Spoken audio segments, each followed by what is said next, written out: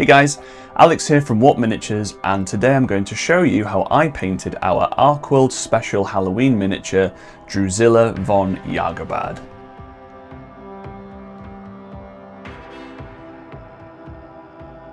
So to start with, I primed the miniature with a nice matte spray primer. The way I paint uses a lot of washes and the white really makes the colours pop.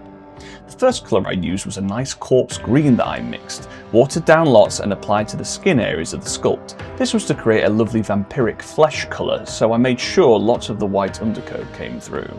Once that was dry, a very important step when painting like this, I mixed a bluish purple for the flowy fabrics of the sculpt, mainly in the cloak and the cummerbund. I made sure I was very careful not to get any of it on the rest of the model, as you need to keep the white pretty pristine for this method of painting. Next, I mixed a really dark brown and applied it to the leather on the model, the boots, the hat and the corset. It looks shiny here because it's wet, but it turned matte once dry.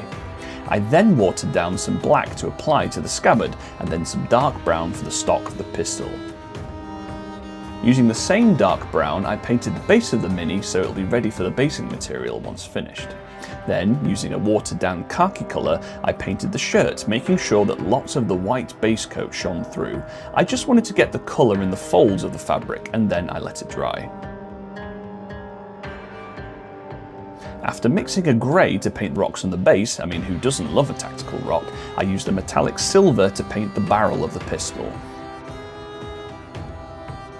I then carefully picked out the gold and brass areas of the model, including the scabbard decoration, sword hilt, brooch and pistol.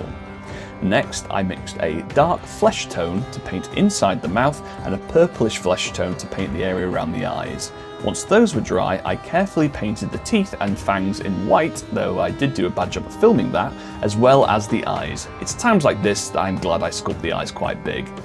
Using an unmixed flesh colour, I painted the tongue and then applied a watered down light turquoise for the glowing arcanite in the arclock pistol, before adding a darker turquoise to the gem to add a few more facets. I then used a red to paint the irises of the model, followed by a tiny dot of black for the pupils and white for the highlights. And then as a final detail, I watered down some dark red to add a dribble of blood from Druzilla's previous meal. After that, I added my standard basing recipe of coffee grounds, followed by Italian herbs, and with that, the model was done.